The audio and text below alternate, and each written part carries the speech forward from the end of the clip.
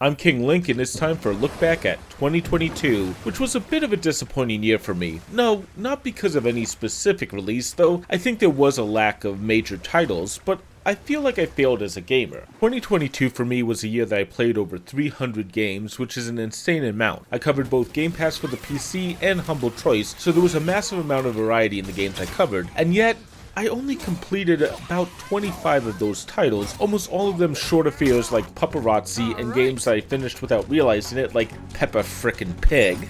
Normally I like to talk about the best game I played over the previous year, or the game I most recommend, but with most of these games already in videos, I've kind of talked about that.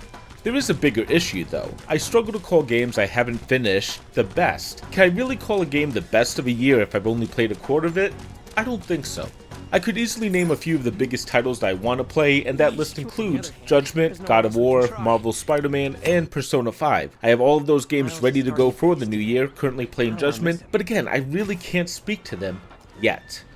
So there are a few awards I have in mind, not major awards, these aren't the Emmys or the Oscars, there are no trophies, and likely the developers will probably pretend not to recognize these wins on a future Game of the Year package, but we do know these are the most important awards a game can receive. I can tell you about one major title that I finished this year that I absolutely recommend, and that's Hitman 3. IO Interactive delivered another excellent set of levels that have a ton to do. There are more interesting targets and rich environments. There are just so much to do in Hitman games, as well as playing additional contracts after you finish the game. I also want to mention there are no microtransactions in Hitman 3, which is refreshing for a single-player game in 2022. Kind of disappointing that we've come to the point in the game industry that I have to mention that, but IO Interactive appears to be one of the very few studios out there worthy of that recognition. There is DLC for each title in this trilogy, but that's inevitable in our modern gaming landscape, and I think Hitman 3's DLC was kind of unnecessary. There's also the elusive contracts that I've never really loved due to it being time content, but overall, Hitman 3 offers a wealth of gameplay, both in the main story missions as well as more to do after you finish the game, so I can easily recommend people check out the current Hitman trilogy. If you love this series, this will give you hundreds of hours of fun. With that said, the other category I usually talk about at the end of the year is Humble Choice. If you aren't aware, I do a monthly video on their releases, and people always ask, what is the best game or the best month? I doubt I can give a conclusive answer. Every month I detail the games, but there's usually someone who loves the lineup, and more likely there's someone who will hate the lineup and talk about how they're skipping it. That's kind of the duality of it. It's understandable, but that's kind of the problem. Humble Choice is made in such a way that even if they release an amazing game, it feels like half the audience wouldn't be interested in it and skip it. So what I can tell you is which month I think is the best for me, and which title I'm happiest to own. And truthfully, the list of major games that I didn't finish this year but wish I did, wow that's a mouthful, has one more title to add to it that I want to play, and oddly enough, it was a title in both Game Pass and Humble Choice within a month of each other. That title would be Deathloop. Deathloop combines a few things I always find intriguing. This comes from Arcane Studios, which is most well known for the Dishonored franchise. Those games have an amazing open map and allow players to roam around large sections of the city to complete goals. Deathloop does the same thing, but also offers players multiple times a day to explore the city, different districts, and a lively world. The combat in Deathloop is good, but what intrigues me more is the puzzle aspects of trying to figure out how to approach the game to accomplish what sounds like a simple goal. Just kill 7 specific targets. And this is only enhanced when you learn that Deathloop is set in a time loop, thus the name, of course. The time loop here resets every time the player dies or after 4 areas are explored, which adds layers of strategy and puzzle to it. With a decent sized map and a challenging premise, this feels like a title I'm glad to have in my library, and it's why I easily place it as my favorite game from Humble Choice. As for the best month, like I said, that's going to depend on people, but Deathloop came out in October, and that was the same month as Monster Train, which is another game I just went crazy for, and so I think that's a safe bet for my favorite month from Humble Choice. With Humble Choice out of the way, I realize there's still a few games worthy of praise and probably getting ignored by most awards, at least the ones I've seen. So I wanted to highlight 5 indie titles worthy of recommendation, games that really stood out to me. These aren't placed in a specific order, and I tried to keep titles out of the same genre, so they weren't 5 roguelites or nerdy games. Heading your way now. Which reminds me that I can't think of 2022 without thinking of one major negative. But it's big enough to make a mark on my list, and that would be the closing of Zachtronics. That was the one video that I wasn't planning to make this year, and it's the one video I was extremely sad that I had to. Zachtronics has meant a lot to me. They make programming games for non-programmers, or just games for programmers if we're really being honest about it. They always create an interesting game, and sure enough, their last official title, Last Call BBS, hit that nail on the head. Instead of one last game, it feels like this is a collection of different ideas from the studio, but each game here delivers. The fact that you have to dial into a BBS brings a huge wave of nostalgia back to me, but there are also simple toys such as building Gundam-style models, and each one brings just a joy to my heart for the simplicity of it. Of course, it's not a Zachtronics game without a unique style of puzzles, and in this case 5 or 6. The dungeons and diagrams are easily worth recommending, though I equally love to play the 20th Century Food Court, and there are even more games to check out that I'll leave for people to discover on their own. They've also expanded the games with new levels since release, so there's even more to see here. Now, Last Call BBS is excellent, but it's not technically the last game from that studio, and having all the solitaire titles from Zachtronics together is a nice touch, but I'm going to just ignore that and just think of Last Call BBS as the final Zachtronics title, and honestly, it's a perfect end to that studio. However, games like Dyson Sphere Program and others show me that while Zachtronics has ended, and maybe it's it for those developers, I hope not, others will continue to deliver unique games just like it. I'm hopeful that we'll continue to see unique games that prove not everything needs to be just a big, loud shooter. Of course, Zachtronics games are so nerdy. So nerdy. Speaking of nerdy games, we come to the second title to check out. That's going to be Hard Space Shipbreaker. There's just something about simulator games, especially when I have too much to do. I always find a reason to come back to these because they usually don't require an extreme amount of time commitment, and the games are pretty laid back. Hard Space Shipbreaker tries to push a huge narrative of how awful everyone's life is and how the company is ruining everyone's life, and fine. But earning millions of dollars while ripping apart giant hulking brutes of ships is fun on its own. You always make a massive profit on your ledger, and there's tons of ways to rip apart the ships, so it's up to you to decide the approach you take.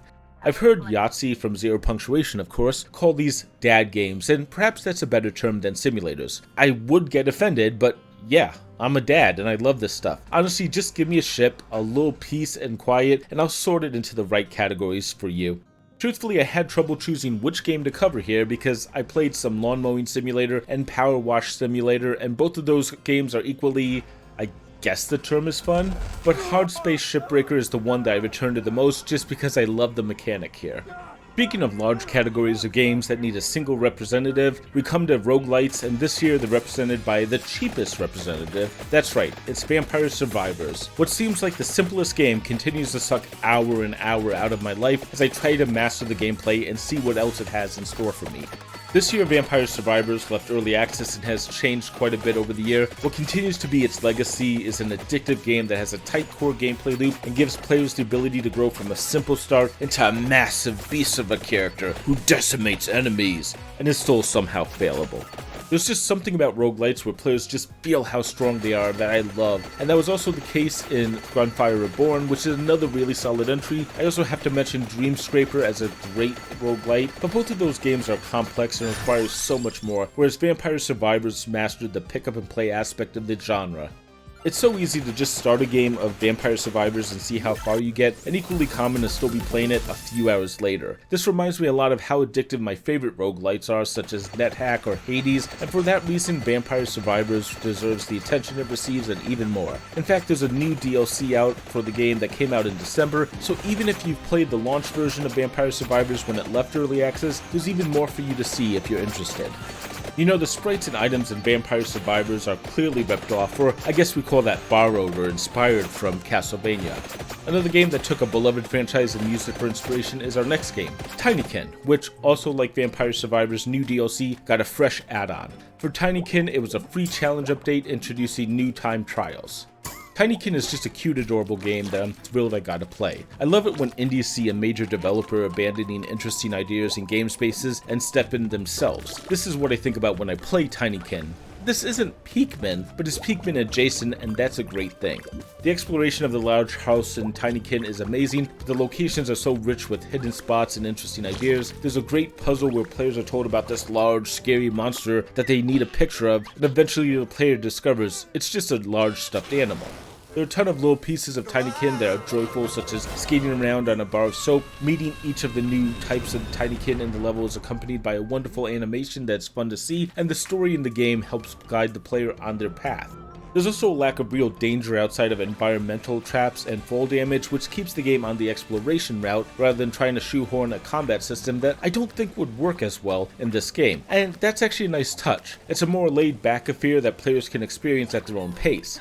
There's also a lack of backtracking in Tinykin, which I appreciate, but also when replaying it, I noticed how I really wanted to spend more time in each room, and if there's one issue I have with Tinykin, it's that Tinykin is a little short in my opinion, which isn't a bad thing. It just means I really wanted more of it, and god, more Tinykin is going to be great. I really hope that they're already considering what their next game is, and don't stall out like a Hat in Time's developer did. Speaking of games I really want more of, we come to the final indie game I wanted to talk about, and probably my favorite of this year. It's Tunic. Yes, it's a fox dressed up like Link, adventuring around a large world, collecting 3 items, and sure, the Zelda comparisons might feel obvious, but honestly, I don't think it fits the Zelda model as much as others do. There are obvious references, but this is different in the same way that this has a challenge, but it's not Dark Souls either. And yeah, in my initial coverage, I made both of these comparisons. I was wrong. But what I love in Tunic is the exploration. With almost everything in the game in a foreign, unrecognizable language, the entire game revolves around the player trying to understand and discover as much of the world as they can. This brings me to my favorite piece of Tunic, the instruction manual. You earn pieces of this as you explore and find different pages. It's still mostly written in a foreign language, but it still helps piece together the rules of the world, game, and experience. I cannot stress enough how I think this thing is the best thing I've seen all year, and actually likely for many years. Just the idea of discovery being tied to a foreign instruction manual for players to try to figure out as they play through the game is brilliant. Of course, I have to mention the bosses in Tunic as well. There's so many great fights, interesting locations, and difficult challenges, and honestly, each fight felt equally epic and unique, and because of that, it's a blast to play through this game, even if there is not that many of those bosses, which again, is why I'd really love to see more for this title. Ultimately though, Tunic feels great in the same way as the other 4 indie titles I've shown you. It's a unique experience and it's one I won't easily forget. As I said, I don't necessarily have an order for the best game of this year, but if I had to choose one, I would go for Zelda Souls. Oh, sorry, I meant Tunic. And that's what my 2022 has been like. Hopefully there's something that interests you or that you want to check out. Feel free to tell me what your favorite game of 2022 was, whether it be AAA or indie, so potentially I can add them to my list and maybe it'll be my best of 2023. I usually make these lists based on what I played, not necessarily what came out, but this year there were just a lot of recent titles on this list, which I'm kind of surprised at. So I've talked about this before, but like I said, there are a lot of games I need to catch up on, so I'm going to be taking a short couple of months off. Humble Choice coverage is still going to be ongoing, but that's going to be the entire channel, at least until probably March. I've made this video in December, or at least close to it, so I'm probably already relaxing, playing games, or perhaps I'm secretly scripting my next video. You know, probably that, knowing how my process goes. So if you're interested in seeing what comes next, I've been giving some pretty major hints in my previous videos and I have a good idea where we're going. If you're interested in hanging out, I'll throw up a link to my Discord server, which is mostly just talking about game or game related topics, also pizza recipes. As always though, consider subscribing so you can find out what I end up settling on. Give me a like or a comment to help others find this video, and feel free to share this video, I can always appreciate that. Here are a couple more videos in case you want to see more from me. See you next time.